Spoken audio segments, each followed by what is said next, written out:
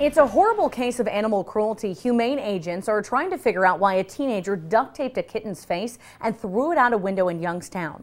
Tonight, that kitten is at Animal Charity and is doing okay. Now, because a minor is involved, we can't release a name, but we did talk with Mahoney County Juvenile Justice Center to see how cases like this are handled. 27 First News reporter Julie Bercik is live in the studio with what she learned tonight. Julie? Hey, Erica, good evening to you. A situation like this raises a red flag for the juvenile justice system. And now the focus is figuring out why the teen did this and looking at the counseling options available. Chester doesn't like to stay still for too long. He was a little scared when he got to Animal Charity Wednesday. His face and paws were covered with duct tape. But that's not the worst part. A teenager, a 17-year-old male, that threw a kitten out the window. Humane agent Heather Sarnas says she's never been on a case like this. She described it as a horrible thing to see. Animal Charity gave us pictures of the cat before the tape was removed and checked out by a vet.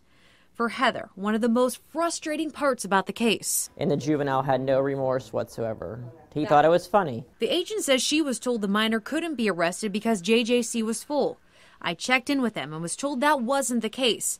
They take felony cases, but misdemeanors like this don't always mean a juvenile stays at the detention center. To put a young person in detention on a misdemeanor may not be what they ultimately need, and to put him in there may actually stunt the process of rehabilitation. Intake officers will determine if mental health services need to be provided and look at a number of other things. Is there anything else going on in his life? Prosecutors will then determine if any charges will be filed. The teen does not have to be charged to get counseling. And we're going to address it so this never ever happens again. So now the teen could be possibly charged with animal cruelty. Now that kitten belonged to the teen's grandmother, and humane agents told me she did relinquish her right to the cat. Okay. And I know after seeing this story, a lot of people are going to want to know about the adoption option if Right. that is available.